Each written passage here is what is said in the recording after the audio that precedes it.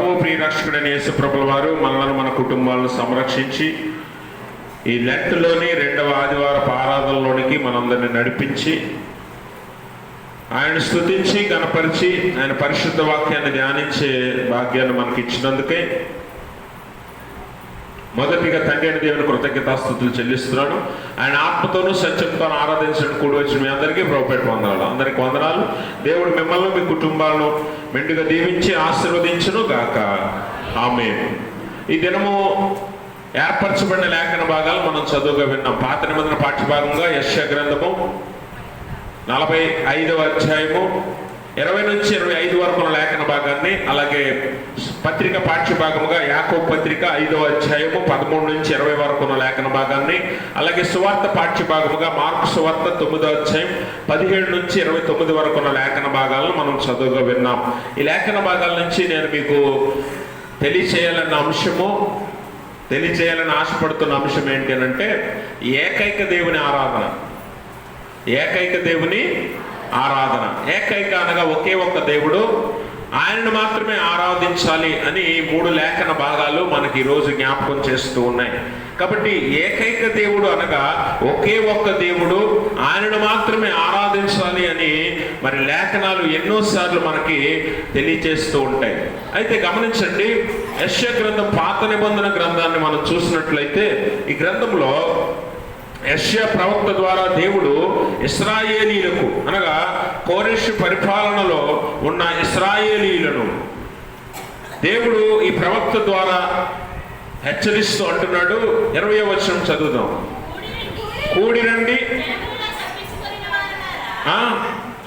జనములలో తప్పించుకొనిన వారులారా దగ్గరకు వచ్చి కూడుకొనుడి.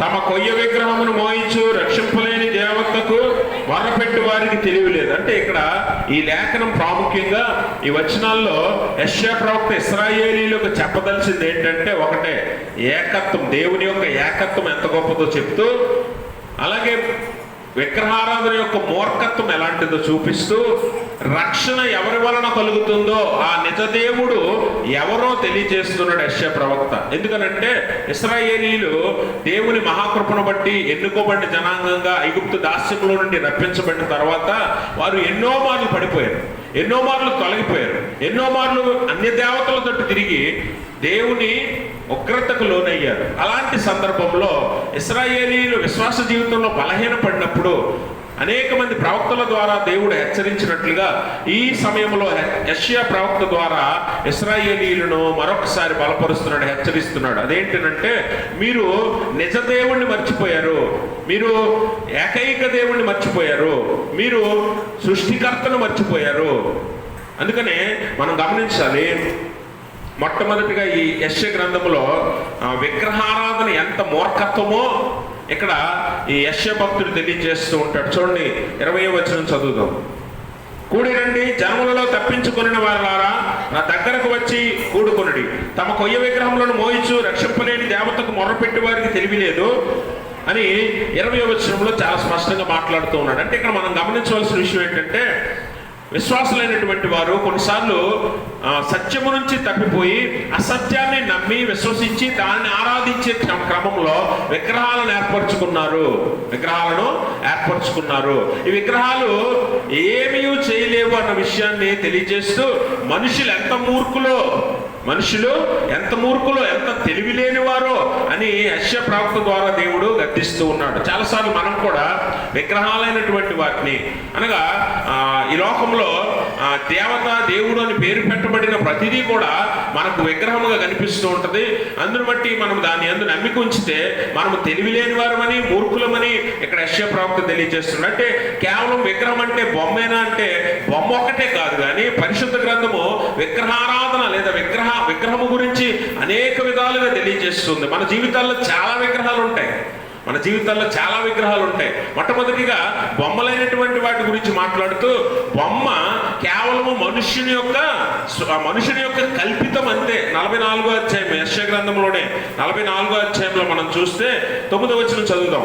విగ్రహమును నిర్మించిన వారందరూ మాయ వంటి వారు, వారికి ఇష్టమైన విగ్రహములు నిష్ప్రయోజనములు, తామే అందుకు సాక్షులు, వారు గ్రహించువారు కారు, ఎరుగువారు కారు, కనుక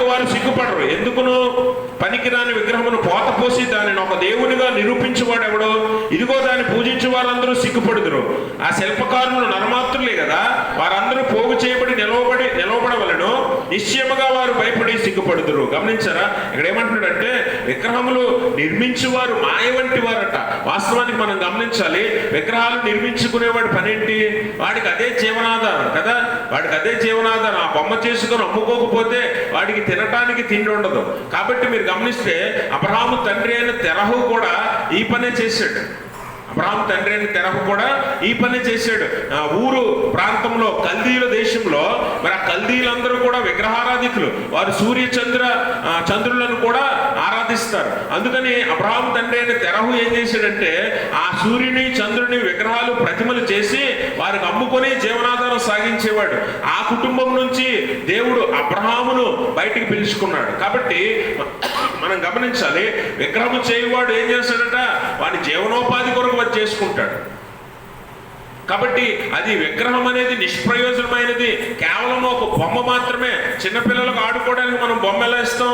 అది ఏం చేస్తుంది? బొమ్మ ఏమీ చేయదు కదా. అలాగే విగ్రహం అనేది, ఒక బొమ్మ అనేది కేవలము మానవ నిర్మితమైనది. అది నరమాత్రులే దాన్ని సృష్టించారు కాబట్టి అందుకు వారే సాక్షులు. అది వినదు, చూడదు, మాట్లాడదు, కదలదు. దీనికి ఎవరు సాక్షులు? ఆ బొమ్మను ఎవరు చేశారో వారే సాక్షులు. అవునా? అవునా కాదా? అవునా కాదా? మరి అలాంటి విగ్రహములను మోసుకుంటున్నారు. అందుకని ఇక్కడ ఏమంటాడంటే యెషయా గ్రంథంలో 45:20 తమ కొయ్య విగ్రహములను మోయించు రక్షింపలేని దేవతకు మొర్ర పెట్టు వారికి తెలివి లేదట. కొయ్య విగ్రహాలు ఎవరు మోయాలి? ఇప్పుడు బొమ్మ చేస్తామండి. బొమ్మను తయారు చేసిన తర్వాత ఆ బొమ్మకి ఇగో ఇక్కడి నుంచి అక్కడికి వెళ్ళి అక్కడ కూర్చో అంటే కూర్చుంటుందా? ఎక్కడి నుంచి అక్కడికి తీసుకెళ్లాల్సిన వాళ్ళు ఎవరు? మనమే. అందుకని ఇశ్రాయేలీలు ఏం చేశారట, కొయ్య విగ్రహాలు చేసుకొని, రాతి విగ్రహాలు చేసుకొని ఆ బొమ్మల్ని తీసుకెళ్లి ప్రతిష్ఠ చేసి ఓ దగ్గర కూర్చోబెట్టి ఆ బొమ్మల్ని ఆరాధించటం, ఆ బొమ్మలకి మొక్కటం, ఆ బొమ్మలకి నమస్కరించటం ఇశ్రాయేలీలు చేశారు. అందుకని దేవుడు అంటున్నాడు, జనులారా కూడిరండి. ఎక్కడికి రావాలంటే సజీవమైన దేవుడు ఒకడు ఉన్నాడు, జీవము కలిగిన దేవుడు ఒకడు ఉన్నాడు, సర్వమును సృజించిన దేవుడు ఒకడు ఉన్నాడు, మన ప్రార్థనలు ఆలకించే దేవుడు ఒకడు ఉన్నాడు, సహాయం అందించే దేవుడు ఒకడు ఉన్నాడు. తన బాహుబల హస్తము చేత ఆయన ఇశ్రాయేలీయులను మిమ్మల్ని బయటికి రప్పించిన దేవుడు ఉన్నాడు. ఆ నిజ దేవుణ్ణి మీరు తెలుసుకోండి. ఆ సత్యవంతుడైన దేవుణ్ణి, ఆ శక్తి కలిగిన దేవుణ్ణి తెలుసుకోండి. ఈ బొమ్మలు మోసుకుని వెళ్ళి అక్కడ కూర్చోబెట్టి వాటిని ప్రతిష్ఠ చేసి మీరు ఎంతకాలము వాటికి మొక్కుతారు? వాటిని దేవతలని దేవుళ్ళని ఎంతకాలం పూజిస్తారు? అట్టి వారికి తెలివి లేదు అని ఇశ్రాయేలీయులను ఉద్దేశించి దేవుడు ప్రవక్త ద్వారా హెచ్చరిస్తూ ఉన్నాడు. అయితే ఇక్కడ మనం గమనించాలి, జనములారా తిరిగి రండి అన్నాడు. అంటే ఇశ్రాయేలీలారా, యోధావారులారా అని పిలవలేదు, కానీ సర్వమానవాళిని నిజమైన దేవుని యొద్దకు యెషయా ప్రవక్త పిలుస్తూ ఉన్నాడు. ఎందుకంటే అందరూ తెలుసుకోవలసిన నిజ దేవుడు ఉన్నాడు. ఆ దేవుని దగ్గరకు మీరు రావాలి. కానీ ఇంతవరకు మీరు ఏం చేశారంటే ఆ బొమ్మలను తయారు చేసుకొని, ఆ బొమ్మలను దేవుళ్ళని పేర్లు పెట్టుకొని, ఆ బొమ్మలను ప్రతిష్ఠ చేసుకొని వాటికి నమస్కరించి సాగిలపడి మొక్కి అర్పణలు ఇచ్చారు అని ఇశ్రాయేలీలతో పాటు సర్వమానవాళిని ఆయన హెచ్చరిస్తూ ఉన్నాడు. అందుకే హబక్కూకు గ్రంథం 2:18 కూడా చెక్కడపు పనివాడు ఏం చేస్తాడంట? చెక్కడపు పనివాడు విగ్రహము చెక్కుట వలన ప్రయోజనమేమి? పనివాడు మోగబొమ్మను చేసి తాను రూపించుకొనిన దాని యందు నమ్మికుంచుట వలన ప్రయోజనమేమి? అబద్ధమును బోధించు. గమనించాలి, అబద్ధమును బోధించు అంటే ఇది బొమ్మ దేవుడు అని అబద్ధమును బోధించుచు పోత విగ్రహముల యందు నమ్మికుంచుట వలన ప్రయోజనమేమి? కర్రని చూసి, మేలుకొమ్మని, మోగరాతిని చూసి లెమ్మన చెప్పువానికి శ్రమ. ఎందుకట? ఎందుకనంటే వాడు నిజదేవుడిని తెలుసుకోకుండా రాళ్లను రప్పలను పూజిస్తూ ఏ మేలు పొందకుండా ఉన్నాడు కాబట్టి వాడు శ్రమే పడతాడు. అంతేనా? ఏమండి? అంతేనా కాదా? ఇప్పుడు నీకు ఆరోగ్యం బాలేదు అంటే దాని అర్థం ఏంటి? అనారోగ్యంగా ఉందనే కదా, అవునా కదా? లేకపోతే నీకు ఆరోగ్యం లేదు అన్నాం అనుకోండి, ఆరోగ్యం నీ దగ్గర లేదు అంటే దాని అర్థం ఏంటి? అనారోగ్యం ఉందనే కదా. మేలు లేదు అంటే శ్రమ ఉందనే కదా. అందుకనే రాళ్లను రప్పలను పూజించి ఆరాధించి సాగిలపడి మొక్కే ఈ వీరందరికీ కూడా ఏమంటాడంటే, ఇశ్రాయేలీలందరూ కూడా అలా తోవ తప్పిపోయారట, నిజదేవుణ్ణి మర్చిపోయారట, నిజదేవుణ్ణి మర్చిపోయారట. అందుకనే ఈ చక్రపు పని వాడు ఏం చేస్తాడట, బొమ్మను చెక్కి ఏం ఉపయోగం? రాయిని చెక్కి విగ్రహముగా పోత విగ్రహముగా వేసి దానివల్ల ఏం ఉపయోగం? అబద్ధపు బోధ చేసి ఇది దేవుడని, ఇది దేవతని, శక్తి ఉందని, బలం ఉందని వాటిని నమ్మించి అబద్ధపు బోధ చేసి ప్రజలను నమ్మించి ఏం లాభం? కర్రను చూసి మేలుకొమ్మని, మోగరాత్రిని చూసి లెమ్మని వానికి శ్రమ. ఎందుకనంటే అవి లేవవు, కదలవు, మెదలవు, మాట్లాడవు. దానితో మనము దాన్ని ఎంతకాలం ఆరాధించి ఏం ఉపయోగం? దాన్ని ఎంతకాలము పూజించి ఏం ఉపయోగం? దానికి అర్పణలు ఇచ్చి ఏం ఉపయోగం? అవునా కాదా? ఏం చేసినా కూడా అవేవి కూడా కదలవు, మెదలవు. ఎందుకంటే అది ఇక్కడి నుంచి ఇక్కడికి వెళ్ళాలంటే కూడా నువ్వే దాన్ని మోసుకెళ్ళాలి భుజాల మీద, అవునా? నువ్వే దాన్ని భుజాల మీద మోసుకెళ్ళి అక్కడ పెట్టాలి. మళ్ళీ అక్కడి నుంచి ఇక్కడికి తేవాలన్నా అలాంటిది నీ మొర ఏమాలకిస్తుంది, నీ ప్రార్థన ఏమాలకిస్తుంది, నీకు ఏ సహాయం చేస్తుంది అని యెషయా ప్రవక్త ఇశ్రాయేలీలందరినీ కూడా హెచ్చరిస్తున్నాడు. వారితో పాటు మనందరినీ కూడా హెచ్చరిస్తున్నాడు. ఈ సత్యాన్ని మనం తెలుసుకోవాలి. అందుకనే విగ్రహారాధన అనేది ఒక మూర్ఖత్వం అనే విషయాన్ని మళ్ళీ మళ్ళీ తెలియజేస్తున్నాడు. అయితే బొమ్మలైన విగ్రహాలు, బొమ్మల వరకైనా అన్నాడు దేవుడు విగ్రహారాధన అని కాదు. నీ జీవితంలో ఇంకా విగ్రహాలు ఉన్నాయి, ఇంకా చాలా విగ్రహాలు ఉన్నాయి. ఏంటా విగ్రహాలు అంటే, ఒకసారి మనము మత్తయి సువార్త 6:24 చూస్తే అక్కడ యేసు ప్రభు వారు ఒక చక్కని సత్యాన్ని మాట్లాడతాడు. ఏంటంటే, ఎవడును ఇద్దరు యజమానులకు దాసుడుగా ఉండలేడు. అతడు ఒకరిని ద్వేషించి ఒకరిని ప్రేమించును, లేదా ఒకరి పక్షంగా ఉండి ఒకరిని తృణీకరించును. మీరు దేవునికిని సిరికిని దాసులుగా.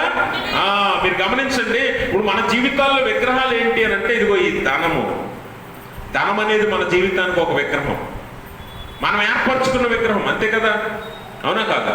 మానవులు చేసినవే కదా విగ్రహాలంటే, అవునా? మానవులు చేసినవే, మానవ నిర్మితాలే విగ్రహాలు. అందులో బొమ్మలు వేరు.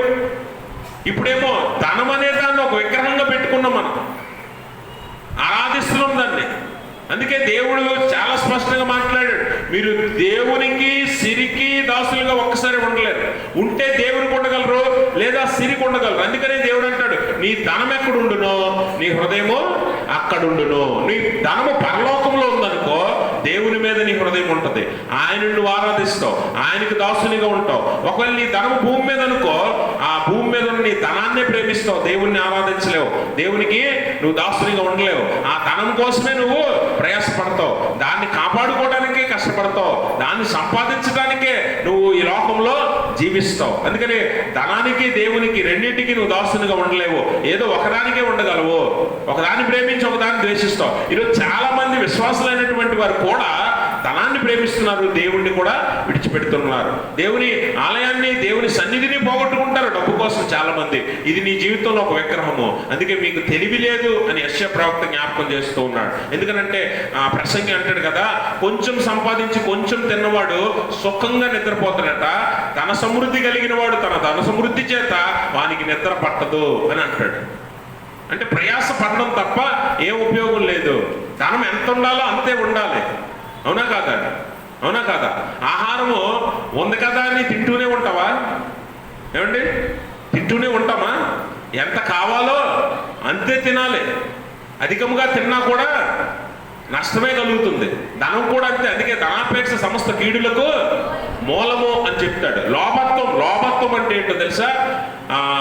ధనాపేక్ష. అందుకనే ఫిలిప్పీ పత్రికలో కూడా, కొలస్సీ పత్రిక 3:5 అపొస్తలుడైన పౌలు కూడా అంటాడు, అమ్మా కావున భూమి మీద ఉన్న మీ అవయవములను అనగా జారత్వమును, కామాతురతను, దురాశను, మీరు గమనించాలి, విగ్రహారాధన అయినా ధనాపేక్ష. గమనించారా? విగ్రహారాధన అయినా ధనాపేక్ష అంటే ధనాన్ని ప్రేమించేవాడు విగ్రహారాధన చేస్తున్నాడు. వాడికి ధనమే దేవుడు. ధనం కోసం వాడు ఏమైనా చేస్తాడు. ధనం కోసం ఏ గట్టైనా కలుస్తాడు. ఇప్పుడు అందుకే చాలా మంది డబ్బుకే ఈ జీవితంలో, ఈ లోకంలో ప్రాధాన్యత ఇస్తున్నారు. మనుషులకి ఎవడో విలువ ఇవ్వట్లేదు తెలుసా? మనుషులకి ఎవడో విలువ ఇవ్వట్లేదు. అవునా కాదా? ఇప్పుడు నీకు విలువ ఇవ్వాలంటే ఏం చేయాలి తెలుసా? నీకు విలువ ఇవ్వాలంటే నువ్వేం చేయాలి? ఒంటి మీద నీ బట్టల దగ్గర నుంచి వేసుకున్న ఉంగరాలు, గొలుసు, వాచ్ ఇవి చూసి నీకు విలువ వస్తుంది. అవునా కదా? అవి ఎంత విలువైనవి అయితే అంత విలువ నీకు వస్తుంది. అంటే ఏంటి? ధనాన్ని బట్టి నీకు విలువిస్తున్నారు మనుషులు. ధనమే నీకు విలువ తీసుకొస్తుంది. అదే ఈ లోకం మాయ. అదే ఈ లోకం యొక్క మాయ. అందుకే యేసుప్రభువు అంటాడు, ధనాపేక్ష. నువ్వు దేవునికి దాసునికి, దేవునికి సిరికి రెండింటికి దాసులుగా ఉండలేవు. అపొస్తలుడు పౌలు అంటాడు, ధనాపేక్ష సమస్త కీడులకు మూలము. విగ్రహారాధన అయిన ధనాపేక్ష అంటాడు అపొస్తలుడైన పౌలు. విగ్రహారాధన లోపత్వం అంటే ఈరోజు చూడండి, ఆ డబ్బు కోసమే కదా నీ తమ్ముడిని, నీ అన్నయ్యని, లేకపోతే నీ చెల్లిని, నీ అక్కని దూరం చేసుకుంటున్నావు. ఆ ధనం కోసమే కదా తల్లిదండ్రులు పక్కకు నెట్టేస్తున్నావు. ఆ ధనం కోసమే కదా స్నేహాన్ని కూడా విడదీసుకుంటున్నావు. ఆ ధనం కోసమే కదా ఎవరిని దగ్గరికి రానివ్వట్లేదు. ఆ ధనం కోసమే కదా గడ్డి కలిసి ఏదోలా సంపాదించాలని ప్రయాసపడుతున్నావు. ఆ డబ్బు నీకు విగ్రహము. ఆ డబ్బు నీకు దేవుడయ్యింది. ఆ డబ్బు నీకు దేవుడయ్యింది. కాబట్టి లోభత్వం అనేది ఒక విగ్రహారాధన, ధనాపేక్ష అనేది ఒక విగ్రహారాధన. దాన్ని నీ జీవితం నుంచి తీసేస్తే దేవునికి దాసునిగా ఉండగలుగుతావు. అందుకే నీ ధనము ఎక్కడ ఉండాలట? పరలోకంలో సంపాదించుకోమంటాడు, భూమి మీద కాదు. భూమి మీద నీకు నిద్ర పట్టదు. డబ్బు ఎక్కువైపోయింది అనుకోండి, నువ్వు సుఖంగా నిద్రపోలేవు, సుఖంగా తినలేవు. ప్రయాసపడతారు చాలామంది. ఇది ఉద్యోగం మొదలుకొని, ఉద్యోగం వచ్చినప్పటి నుంచి సర్వీస్ అంతా కష్టపడతారు చాలామంది. 60-70 సంవత్సరాలు వచ్చే వరకు ప్రయాసపడిపోయి ఆడిని మోసం చేసి, ఈడిని మోసం చేసి, లేకపోతే ఆడికి అబద్ధం చెప్పి, ఈడికి అబద్ధం చెప్పి ఏదోలాగా కుట్రలు పన్ని చాలామంది కొన్ని డబ్బులు సంపాదిస్తారు. సంపాదించిన డబ్బు అంతా కూడబెట్టేసరికి ఒక 60-70 సంవత్సరాలు వచ్చేస్తాయి. ఆ 70 సంవత్సరాలు వచ్చి వెనక్కి తిరిగి చూసుకుని ఏం చేద్దామని అంటే డబ్బును అనుభవించలేవు, సరిగ్గా తిరగలేవు, తినలేవు, ఉండలేవు. ఇలాంటి జీవితం వ్యర్థం అనే విషయాన్ని గుర్తుపెట్టుకోండి. అందుకనే విగ్రహారాధికులకు తెలివి లేదు అని దేవుని వాక్యం చెప్తుంది. ధనాపేక్ష సమస్త కీడులకు మూలమని దేవుని వాక్యం చెప్తుంది. కాబట్టి మనం ధనాన్ని మితముగా ఎంతవరకు మనకు అవసరమో అంతవరకు సంపాదించుకుంటే సుఖం, సంతోషం మనకు కలుగుతాయి. ఎక్కువగా ఆశపడ్డాం అనుకోండి, దురాశ మనకి చేటు, దుఃఖాన్ని తీసుకొస్తుంది. కనుక విగ్రహారాధన అనేది ధన రూపంలో ఉంది, ధనాపేక్ష రూపంలో ఉంది, లోభత్వంలో ఉంది. అన్నిటికంటే శరీర క్రియలుగా మన జీవితాల్లో ఉంది విగ్రహారాధన. అందుకనే ఈరోజు శరీర క్రియలకు విలువిస్తావా, దేవునికి ఇస్తావా అంటే శరీర క్రియలకు విలువిచ్చేవాడు విగ్రహారాధికుడే. శరీర క్రియలకు విలువిచ్చేవాడు. అందుకనే దేవుని వాక్యంలో అపొస్తలుడైన పౌలు మరి ఒక మాట మాట్లాడతాడు. గలతీ పత్రిక 5:19 అంటాడు, శరీర కార్యములు స్పష్టమై ఉన్నవి. అవేవనగా జారత్వమును, అపవిత్రత, కాముకత్వము, విగ్రహారాధన, అభిచారము, ద్వేషములు, కలహములు, మత్సరములు, క్రోధములు, కక్షలు, భేదములు, విమతములు, అసూయలు, మత్తతలు, అల్లరితో కూడిన ఆటపాటలు ఇవన్నీ మన జీవితంలో ఉంటాయి. వీటి కోసం దేవుణ్ణి కూడా కొన్నిసార్లు వదులుకుంటాం. వీటి కోసం దేవునికి కూడా దూరం అయిపోతూ ఉంటాం. అందుకనే మనం గమనించాలి, విగ్రహారాధన అయినటువంటి శరీర క్రియలు, విగ్రహారాధన అయినటువంటి లోభత్వం, విగ్రహారాధన అయినటువంటి ధనాపేక్ష, విగ్రహారాధన అయినటువంటి దేవుళ్ళు కానటువంటి బొమ్మలను మనం ఆరాధించడం అనేది దేవునికి వ్యతిరేకము. కాబట్టి గమనించండి, ఇశ్రాయేలీలు ఈ విగ్రహారాధన చేసే దేవునితో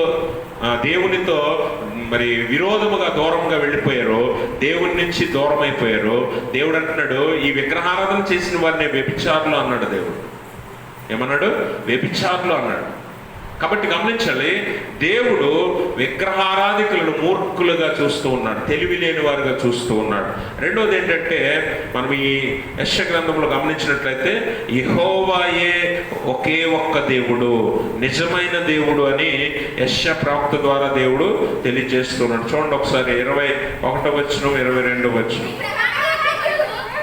అమ్మా, మీ ప్రమాణ వాక్యములు నా సన్నిధిని తెలియజేయుడి, జనులు కూడుకొని ఆలోచన చేసుకొందురుగాక.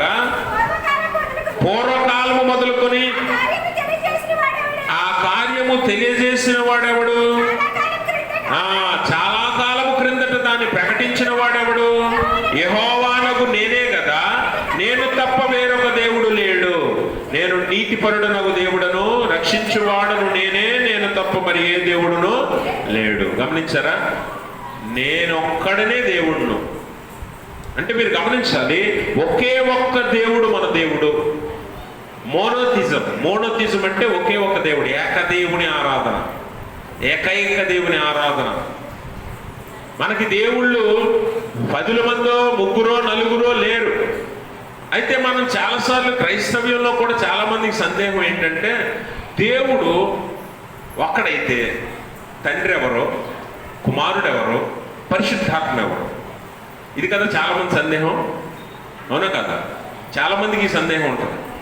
దేవుడు ఒక్కడైతే తండ్రి ఎవరు, కుమారుడు ఎవరు, పరిశుద్ధాత్ముడు ఎవరు? ఇప్పుడు మనం ఆలోచన చేయవలసిన విషయం ఏంటంటే, తండ్రి అనగా దేవుడు, కుమారుడు అనగా దేవుడు, పరిశుద్ధాత్ముడు అనగా దేవుడు. మరి ముగ్గురు అయ్యారు కదా, ఒక్కడే దేవుడు అంటున్నారు కదా, ముగ్గురు ఎలాగయ్యారు మరి? తండ్రి, కుమారుడు, పరిశుద్ధాత్మ, ముగ్గురిని దేవుళ్ళే అంటున్నాం. అందుకని మానవ ఉద్దేశంతో, మానవ ఆలోచనలతో దేవుడిని ఆలోచించకూడదు. ఇప్పుడు దేవుడు అనగానే నీ మనసులో ఏ రూపం వస్తుంది? ఏ రూపం వస్తుంది చెప్పండి? దేవుడు అనగానే నీ మనసులో ఏ ఆలోచన వస్తుంది? నీలాగే చేతులు, నీలాగే కాళ్ళు, నీలాగే శరీరం ఉంది అనుకుంటావు. నీ ఆలోచన అంతవరకే. కానీ దేవుడు ఎలాంటి వాడట? ఆయన కాలపరిధిలో లేడు. అందుకనే దేవుని వాక్యం అంటది, ఆయనకి ఒక్క క్షణము అంటే 1000 దినములు ఒక్క దినం వలె ఆయన దృష్టికి ఉన్నాయంటే ఆయన కాలపరిధిలో లేడు. మనం ఇక్కడ ఉన్న భూమి మీద, భూమికే కాలం ఉంటుంది. భూమికి అవతలు ఉన్నది దేనికి కూడా టైము చెందదు. దేవుడు భూమికి అవతలు ఉన్నాడు, భూమికి బయట ఉన్నాడు. ఆయన ఎలాంటి వాడంటే నీలా నాలా శరీరధారి అంటే, లేకపోతే ఒక శరీరంతో ఉండడు. ఆయన ఆత్మ కనుక అని యేసుప్రభువు చెప్తాడు. మత్తయి యోహాను సువార్త 4వ అధ్యాయంలో కదా, సమరయ స్త్రీతో చెప్తాడు. ఆయన ఆత్మ కనుక ఆయనకు పరిమితి లేదు. గుర్తుపెట్టుకోండి, మనకి లిమిట్ ఉంది. ఎంతవరకు? ఈ శరీరంలో ఉన్నంత వరకే. ఈ శరీరమే నీ లిమిట్. శరీరం దాటి నువ్వు సాగగలవా? శరీరం దాటి సాగగలవా నువ్వు? ఏమండి అమ్మ, వింటున్నారు ఇక్కడ? దేవునికి స్తోత్రం. ఇది ఒకటి వినిపిస్తుంది, అవునా? నీ శరీరమును దాటి నువ్వు సాగగలవా? ఇలా అట్టగా పెరగగలవా? పెరుగుతావా? పెరిగితే డాక్టర్ దగ్గరికి వెళ్ళాల్సిందే నువ్వు. అలాగా పెరిగితే అంటే నువ్వు కేవలం ఒక శరీరం వరకు లిమిట్. నువ్వు అందులోంచి బయటకు వెళ్ళావంటే అయిపోయినట్టే. వెళ్తే శరీరం దాటి నువ్వు బయటకు వెళ్ళావంటే పరదేశులము పాడేయాల్సిందే. అంటే నీ లిమిట్ అంతే. మానవ మాత్రుడు అంతవరకే ఉంటాడు, అంతే. గుర్తుపెట్టుకోండి. కానీ దేవుడు అలా కాదు. దేవుడు ఎలాగంట? దేవుడు ఆత్మ కనుక ఆయన విస్తరిస్తాడు, వ్యాపిస్తాడు.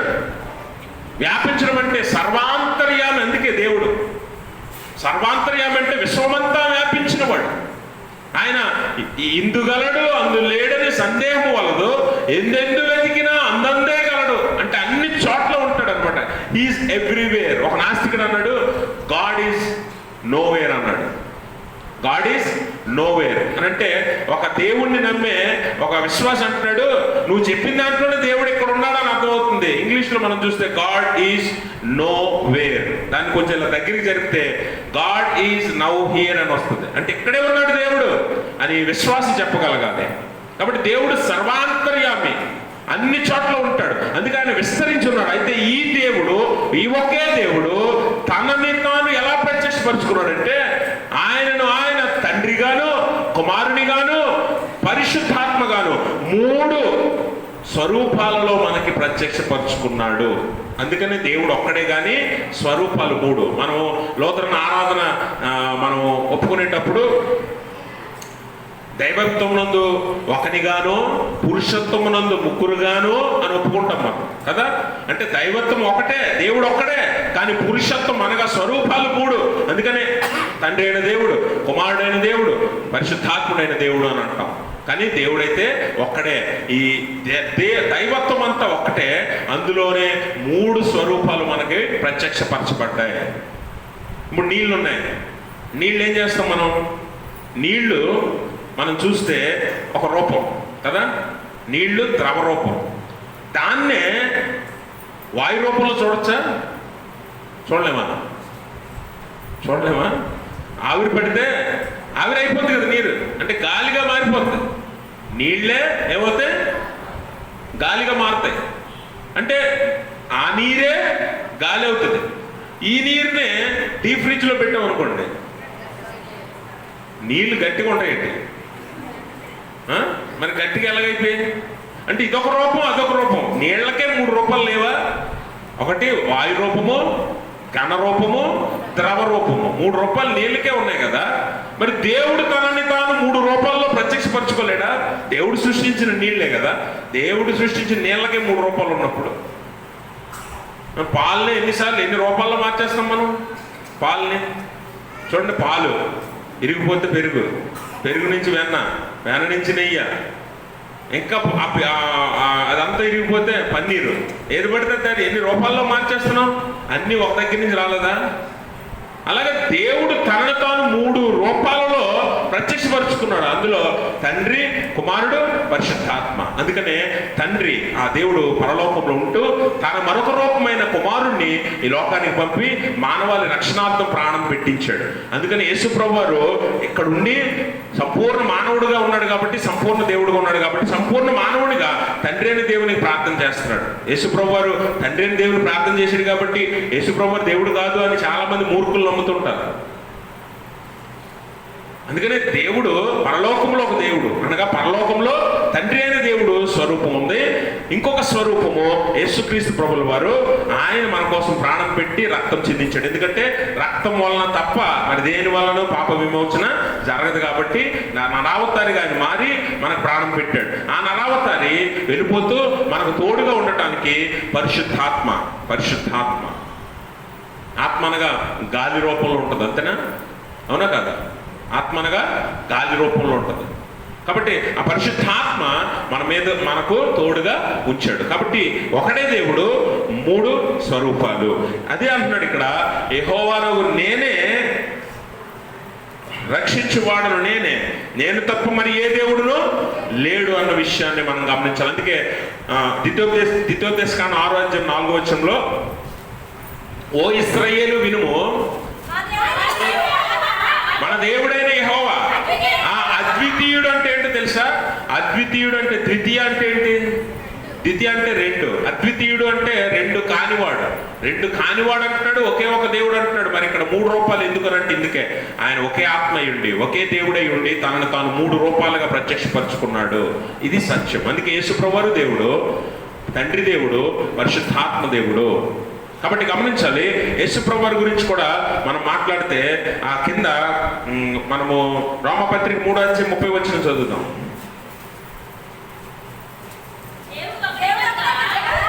దేవుడు ఒకడే కనుక ఆయన సున్నత గల వారిని, విశ్వాస మూలముగాను, సున్నతి లేని వారిని విశ్వాసము ద్వారాను.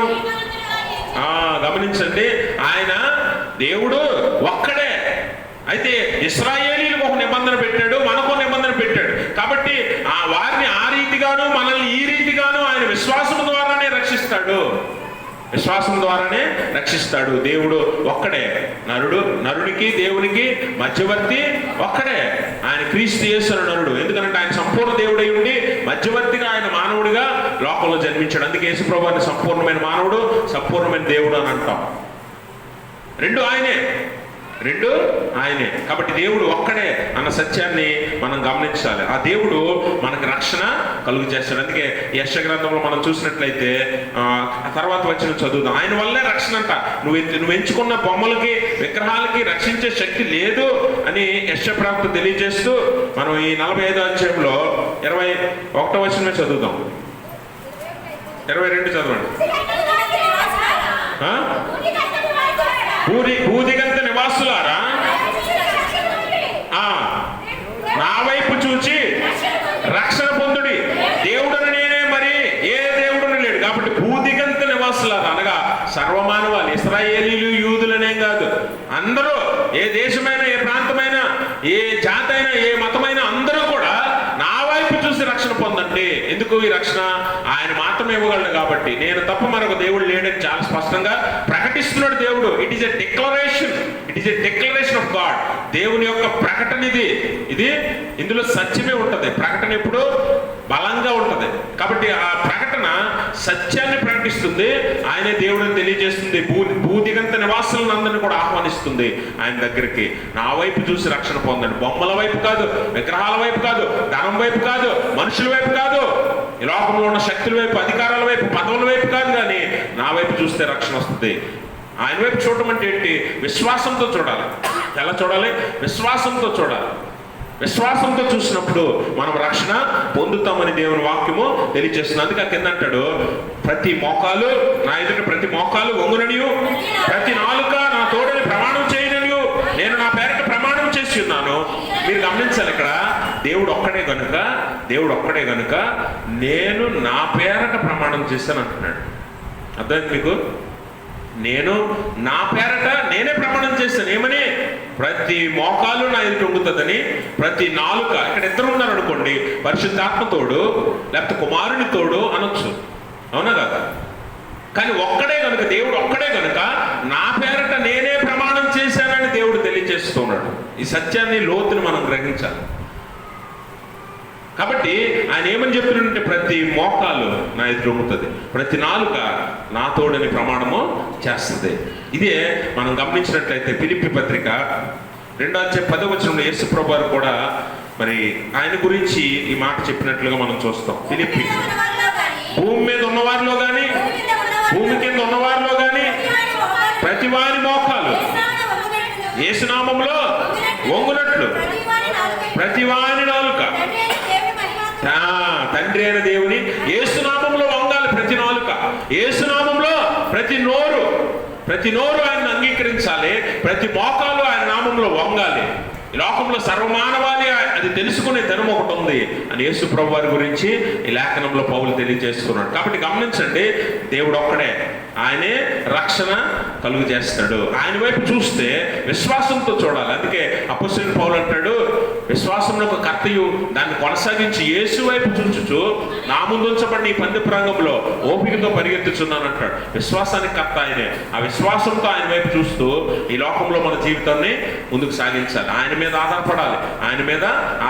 అందుకనే పత్రిక పాఠ్యభాగంలో యాకోబు భక్తుడు అంటాడు, మనం చూసినట్లయితే యాకోబు భక్తుడు పత్రిక పాఠ్యభాగంలో ఒక ప్రాముఖ్యమైన చివరి భాగం, ఇది 5వ అధ్యాయం చివరి భాగంలో 3-4 విషయాలు, ప్రాముఖ్యమైన విషయాలను ఎత్తిపట్టుకొని మాట్లాడుతూ ఉంటాడు. ఏంటవి అని అంటే, మొట్టమొదటిది ప్రార్థన యొక్క శక్తి, రెండోది సంఘం కుటుంబంగా ఉండాలి, ఒకరికొకరు సహకరించుకోవాలి, అలాగే మన పాపాలను ఒప్పుకోవాలి, అలాగే మనలో నుంచి ఎవడైనా తప్పిపోతే వాడిని తెచ్చి ఇంట్లో, సంఘంలో, కుటుంబంలో పెట్టుకోవాలి.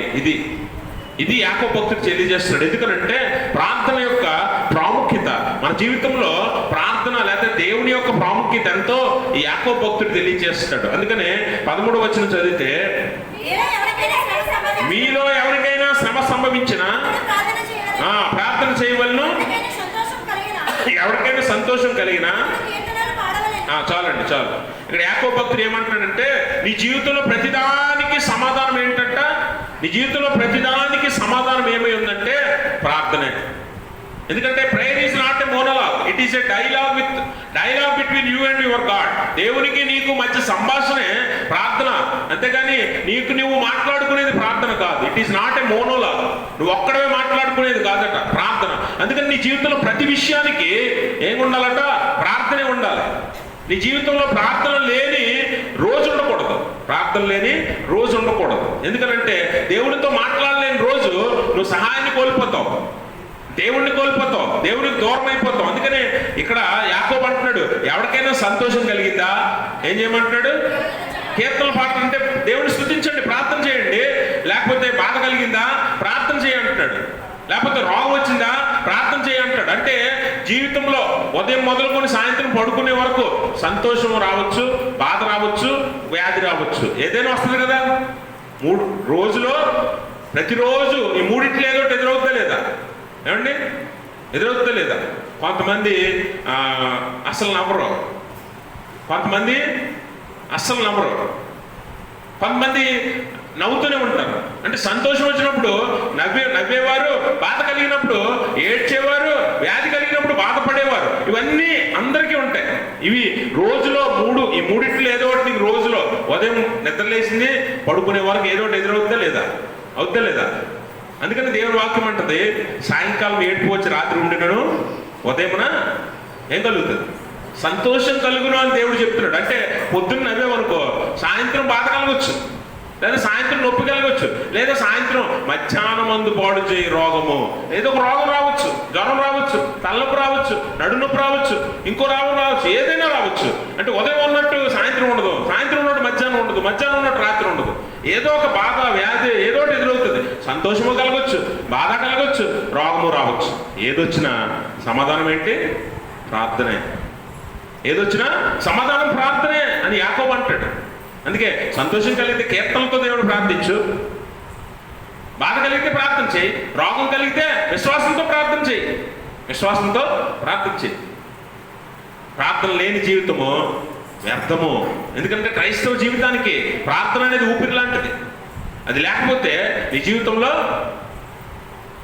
ఏది లేనట్టే, వ్యర్థమే మన జీవితం. విశ్వాసం అంతా కూడా వ్యర్థమే అనే విషయాన్ని ఇక్కడ పౌలు చాలా స్పష్టంగా తెలియజేస్తాడు. అందుకే అన్ని విషయాల్లోనూ ప్రార్థనా విజ్ఞాపనల చేత దేవునికి మొరపెట్టండి, దేవునికి విజ్ఞాపన చేయండి అని అంటాడు ఫిలిప్పీ పత్రికలో కూడా పౌలు. అన్ని విషయాల్లో ఇన్ ఎవ్రీథింగ్. అలాగే ఎడతెగ ప్రార్థన చేయమంటాడు. ప్రే వితౌట్ సీజింగ్, తెస్సలోనిక పత్రిక 1:5 ప్రే వితౌట్ సీజింగ్ అంటే ఆపకుండా ప్రార్థన చేయండి. ఎడతెగక అంటే ప్రతిరోజు మీరు ప్రార్థన చేయాలి. ఏ రోజు ప్రార్థన ఆపేవో ఆ రోజు ఊపిరాపి ఉండగలమా? ఊపిరాపి మానవుడు జీవించలేడు కాబట్టి అలాగే ప్రార్థన ఆపితే విశ్వాసి జీవించలేనట్టుగా ఉండాలి నువ్వు.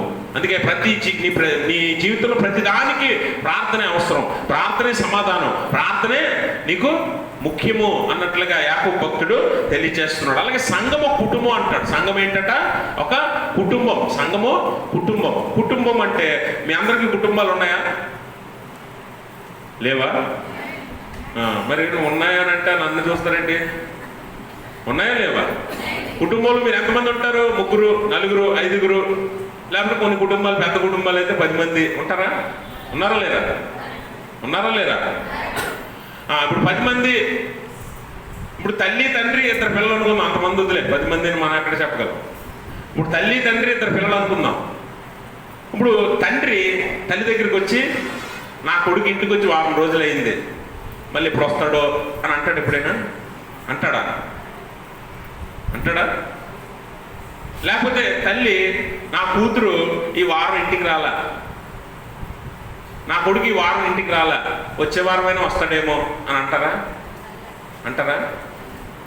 మరి సంఘం కుటుంబం అయితే చర్చిలో ఎందుకు అంటారు ఈ వారం రాలేదండి, ఈ వారం ఎందుకు రాలేదు? మరి తల్లిని తండ్రిని చూడకుండా పిల్లలు ఉంటారా? పిల్లల్ని చూడకుండా తల్లిదండ్రులు ఉంటారా?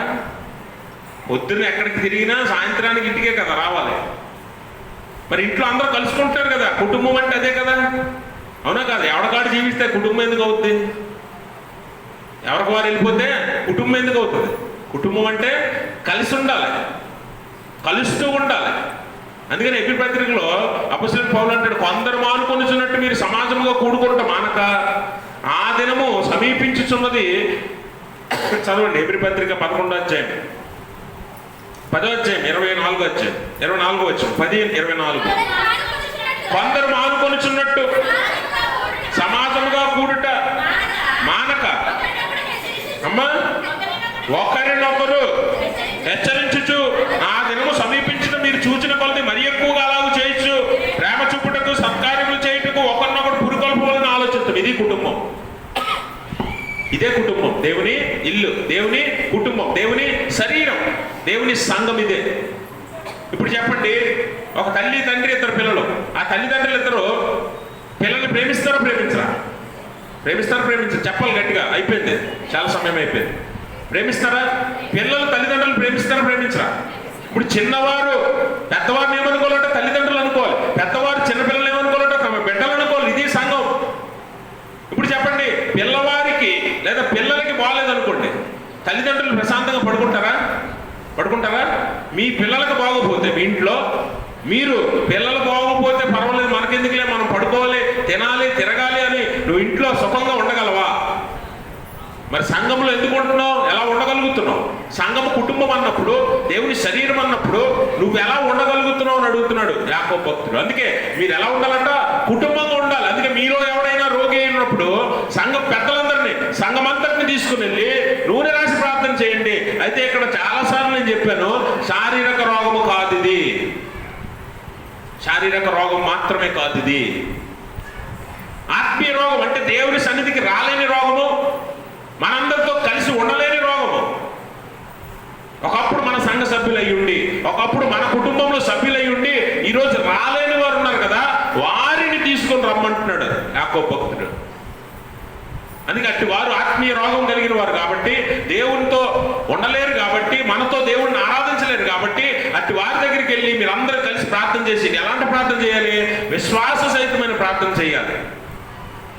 నీతిమంతుని ప్రార్థన విశ్వాస సహితమైనది, బహుబలము కలిగినది అని అంటాడు యాకోబు. మనందరం ఆ విశ్వాసంతో దేవుణ్ణి ప్రార్థిస్తూ ఆ విశ్వాసాన్ని బలపరచాలి. అది దేవుడు అడుగుతున్నాడు, అది కోరుకుంటున్నాడు. ఎందుకంటే సంఘము కుటుంబం అన్నప్పుడు నీ బిడ్డలు పాడైపోతుంటే నువ్వు చూడగలవా? నీ తల్లిదండ్రులు పాడైపోతుంటే నువ్వు చూడగలవా? అందుకనే సంఘములో అందరూ కుటుంబంగా ఉండి ఒకరినొకరు ఆదరించుకుని బలపరుచుకుని ముందుకి వెళ్ళాలన్నది దేవుని యొక్క ఉద్దేశం. అందుకనే కుటుంబము అన్నాడు. ఆ కుటుంబం ఎలా ఉండాలంట? ఒకరినొకరు ప్రేమించుకోవాలి, ఒకరినొకరు సహకరించుకోవాలి, ఒకరినొకరు భరించాలి. అలాగే పడిపోతే లేవనెత్తుకోవాలి, ఒకరికొకరు సహకరించుకోవాలి, పడిపోతే లేవనెత్తుకోవాలి, బలపరుచుకోవాలి. పిల్లలు అనారోగ్యం పాలైతే తల్లిదండ్రులు అల్లాడిపోరు, బాగయ్యేదాకా నిద్రపోకుండా ఉంటారు. ఎందుకు? అంత ప్రేమది. అదే సహోదర ప్రేమ. అదే ప్రేమ కుటుంబంగా ఉన్న సంఘంలో నువ్వు చూపించాలట. ఆడెలా పోతే మాకెందుకండి? ఆడెలా పోతే, ఇంకా గట్టిగా చెప్పాలి, ఇంకా లోతుగా చెప్పాలంటే అలా పోవడమే మాకు కావాలి కదా. అదే కదా మన బుద్ధి. ఆడలా పాడైపోవడమే మాకు కావాలి, ఆడలా నాశనం అయిపోవడమే మాకు కావాలి. అందుకని చివరి మాటలు అంటాడు యాకోబు. ఏమని చెప్తున్నాడు చూడండి.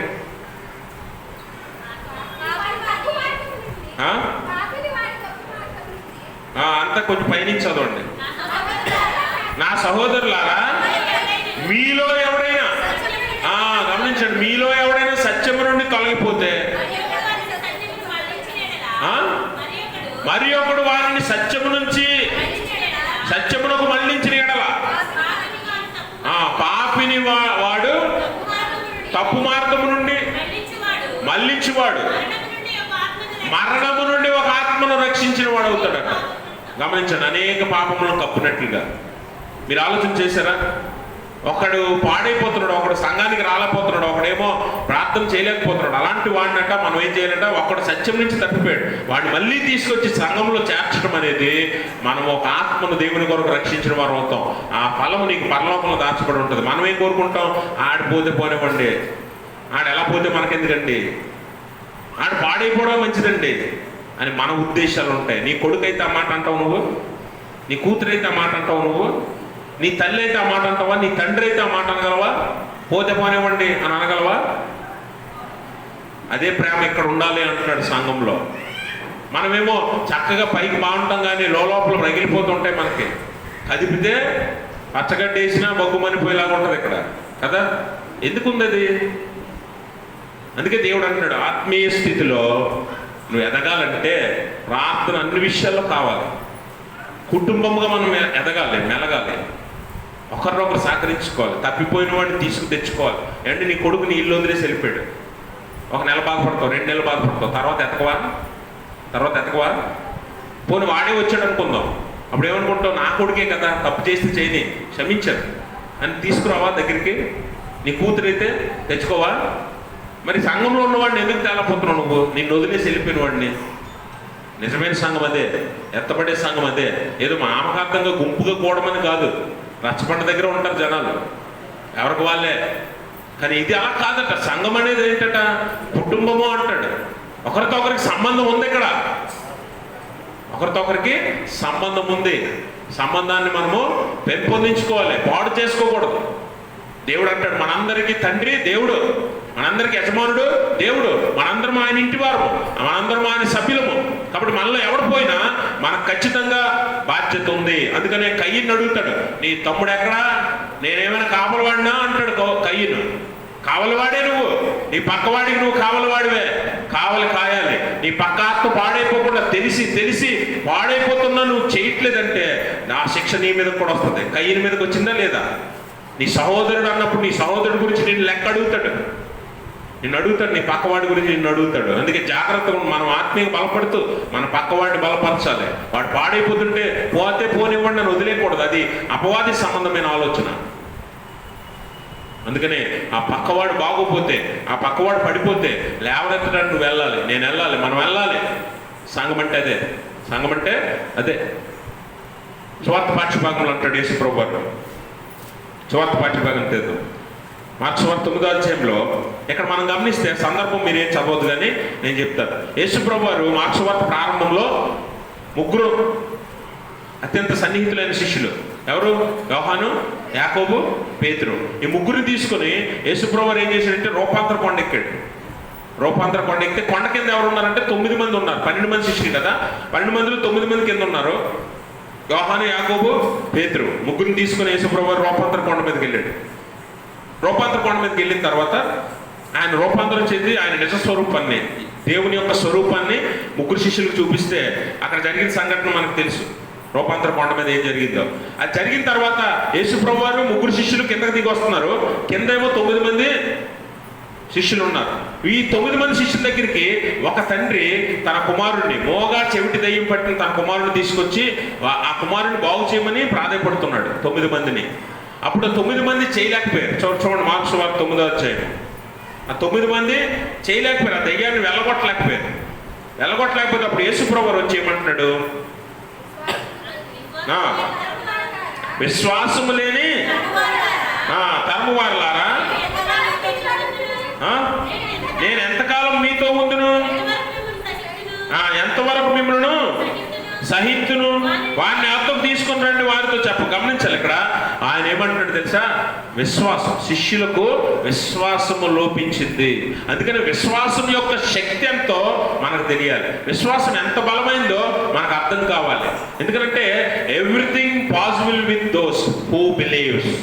ఎవరైతే నమ్ముతారో వారికి సమస్తము సాధ్యమని యేసు ప్రభువు తెలియజేస్తున్నాడు. అందుకే ఆ కింద అంటాడు, నమ్ముట నీ వలన అయితే నమ్మువానికి సమస్తమును సాధ్యమే. అందుకే నీ నమ్మకం, నీ విశ్వాసం యొక్క శక్తి ఏంటో నీకు తెలియాలి.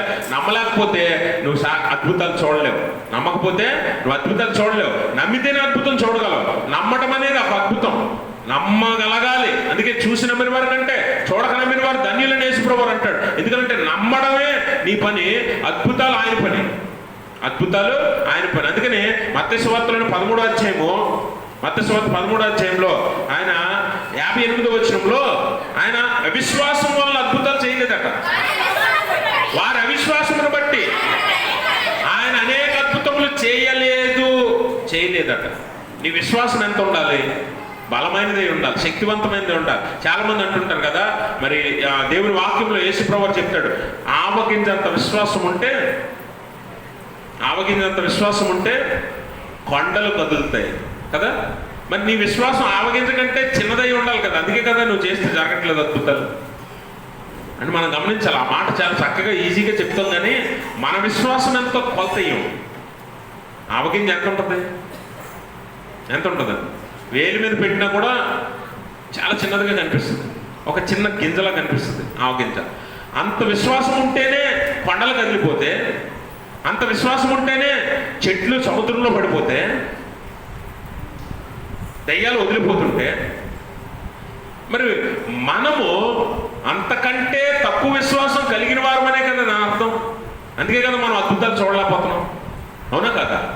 అద్భుతాలు చూడాలంటే విశ్వాసం ఉండాలి. విశ్వాసం బలము గలదై ఉండాలి, శక్తి గలదై ఉండాలి. ఎలాంటిదంటే అన్షేకబుల్ ఫెయిత్, కదలని విశ్వాసం, దృఢమైన విశ్వాసం. అలాంటి విశ్వాసం నీ దగ్గర ఉంటుంది. ఉంటే అద్భుతం చూపిస్తాడు దేవుడు. అది ఎలా ఉంటుందంటే ఆ విశ్వాసం, ఏమన్నా నాకు ఉందంటే విశ్వాసం ఇప్పుడు బాగానే చెప్తావు. ఈ మాట ఎప్పుడు చెప్పాలి తెలుసా? నువ్వు శ్రమలో ఉన్నప్పుడు, నువ్వు బాధలో ఉన్నప్పుడు, నువ్వు విరిగి నలిగిపోయి ఉన్నప్పుడు, నిన్నెవడూ ఓదార్చేవాడు లేనప్పుడు, ఒంటరిగా ఉన్నప్పుడు, ప్రాణభయంతో ఉన్నప్పుడు, ప్రాణాంతకమైన రోగం నీకు ఉన్నప్పుడు నువ్వు ఈ మాట చెప్పాలి. అర్థమైందా? అది అన్షేకబుల్ ఫెయిత్ అంటే. మామూలుగా ఉన్నప్పుడు అందరూ చెప్తారు. ఆ ఫెయిత్ ఎలా ఉండాలట? కదలని విశ్వాసం అయి ఉండాలి. అలాంటి విశ్వాసంతో ఉన్నప్పుడు నీకు అద్భుతాలు దేవుడు నిజంగా చూపిస్తాడు. అందుకే ఏలియా మన వంటి మనుష్యుడే విశ్వాసంతో ప్రార్థన చేసినప్పుడు 3.5 సంవత్సరాలు వర్షం పడలేదు. అందుకనే యేసుప్రభువు అంటాడు, మీరు ప్రార్థన చేయనప్పుడు మీరు అడుగుతున్న వాటి అన్నీ కూడా మీరు పొంది ఉన్నారని మీరు నమ్మండి. మనకు చాలా డౌట్లు, ప్రార్థన మొదలెట్టగానే మనకు ముందు డౌట్లు వస్తాయి, తర్వాతే ప్రార్థన వస్తుంది కదా. ఇప్పుడు నేను చేసేది దేవుడు ఇస్తాడో ఇవ్వడో అంటే సందేహంతోనే ప్రార్థన మొదలవుతుంది మనది. కానీ దేవుడు ఏమంటాడు? మీరు అడిగినవన్నీ పొందున్నామని మీరు నమ్మి చేయండి ప్రార్థన, అంతేగాని సందేహంతో కాదు. మన విశ్వాసంలో సందేహం ఎక్కువ, భయాలు ఎక్కువ, బాధ ఎక్కువ కదా. అందుకనే మనము చాలాసార్లు మన ప్రార్థనలు ఫెయిల్ అయిపోతాం. కానీ విశ్వాసం యొక్క గొప్పతనాన్ని నువ్వు తెలుసుకోగలిగితే దేవుడు చేసే అద్భుతాలను చూడగలుగుతావు. అందుకని యేసుప్రభువు అంటాడు, అసాధ్యమైనవి కూడా సాధ్యం అవ్వాలంటే ప్రార్థనతోనే సాధ్యం. అందుకనే ఈ దయ్యము ఆ కుమారుడిని విడిచిపెట్టకపోతే ఆ కుమారుడి దగ్గరికి వెళ్ళి, మరి ఆ కుమారుడు నా దగ్గర తీసుకుని రండి అంటున్నాడు. తీసుకొని రమ్మని కానీ తండ్రిని అడుగుతున్నాడు, నువ్వు నమ్ముతున్నావా? నువ్వు నమ్ముతున్నావు అంటే, నేను నమ్ముతున్నాను కానీ నాలో అపనమ్మిక లేకుండా సహాయం చేయి ప్రభువా అన్నాడు. జెన్యూన్ ప్రేయర్, యథార్థమైన ప్రార్థన ఇది. చాలాసార్లు మనము ఇది ఒప్పుకోం. కానీ ఆ తండ్రి యథార్థంగా ఒప్పుకున్నాడు. ఏమని? నాలో అపనమ్మిక ఉండకుండా సహాయం చేయి. ఎందుకంటే మనలో చాలాసార్లు అపనమ్మిక ఉంటుంది. ఇందాక చెప్పాను కదా, సందేహాలు ఉంటాయి. ఇది జరుగుతుందో జరగదో, దేవుడు ఇస్తాడో ఇవ్వడో అనే సందేహాలు మనలో చాలా ఉంటాయి. అది ఉండకుండా దేవుడు సహాయం చేయనట్లు మన యథార్థమైన ప్రార్థన దేవునికి చెయ్యాలి. అప్పుడు ఆ తండ్రి ప్రార్థన దేవుడు ఆలకించి ఆ కుమారుణ్ణి స్వస్థపరిచాడు. విశ్వాసం యొక్క బలం ఏంటో, శక్తి ఏంటో ఆ తండ్రి ఖచ్చితంగా నా దేవుడు యేసుప్రభువు వారు స్వస్థపరుస్తాడు నా కుమారుని అనే బలమైన విశ్వాసంతో వచ్చాడు. అయితే శిష్యులు చేయకపోయేసరికి కొంచెం బలహీనపడ్డాడు విశ్వాసంలో. కానీ యేసుప్రభువు వారు మళ్ళీ ఆ విశ్వాసాన్ని బలపరిచి స్వస్థత చేసి చూపించాడు. కాబట్టి నీ విశ్వాసము దేవుని మీద ఎప్పుడు కూడా మారకూడదు. బలంగా ఉండాలి, యథార్థంగా ఉండాలి. కాబట్టి గమనించండి, దేవుడు మన జీవితాల్లో అద్భుతాలు చేయాలంటే నీ దగ్గర ఉండాల్సింది విశ్వాసం. అన్నిటికంటే ప్రాముఖ్యంగా కొన్ని అసాధ్యమైన నీకు ఎదురైనప్పుడు వాటిని సాధించాలంటే ఏముండాలట? చూడండి, చివరి మాట అంటాడు కదా మార్కు సువార్త 9వ అధ్యాయంలో, ప్రార్థన వలననే గాని మరి దేని వలనైనను ఇది విధమైనది వదిలిపోవడం అసాధ్యమైన వారితో చెప్పాను. దయ్యాలు కొన్నిసార్లు ఈ లోక సంబంధమైన దురాత్మలు కదా. ఎఫ్సీ పత్రిక 6వ అధ్యాయం 12వ వచనంలో మనం చదివితే, మనం పోరాడుతున్న శరీరంతో కాదని అంటాడు, దురాత్మ సమూహములతో. ఈ దురాత్మలు అంటే అపవాది సంబంధులు ఏం చేస్తాయట? అనేక విధాలుగా మనల్ని పీడిస్తాయి. ఆలోచనలో పీడిస్తాయి, క్రియల్లో పీడిస్తాయి, పనుల్లో పీడిస్తాయి. అలాగే ఎక్కడికి వెళ్ళినా అక్కడ మనల్ని పీడించే శక్తులుగా ఉన్నాయన్నమాట. వీటిని జయించాలంటే మనం ప్రార్థన వల్ల, అందుకే ప్రార్థన అనే మాటకి అక్కడ 2 అనే నెంబర్ ఉంది, కింద ఏమో ఉపవాసం అని చెప్తాడు. కొన్ని ప్రాచీన ప్రతుల్లో ఉపవాసం అనగా ప్రార్థన, ఉపవాసం చేత కొన్ని శక్తులను మనం గెలవగలుగుతాం. మనల్ని పీడించే శక్తులు. మనకి ఏ దెయ్యం పట్టలేదు అనుకో, దెయ్యం అంటే ఏంటి ప్రత్యేకంగా ఎలా ఏదో సినిమాల్లో చూపించడం నీ మీదకే రాదు. అంతేందా? దెయ్యాలంటే ఎలా ఉంటాయి? దెయ్యాలంటే నీకు తాగుడు అలవాటు ఉందాక అదో దెయ్యం, అది వదలదు. నిన్న వదులుతుందా?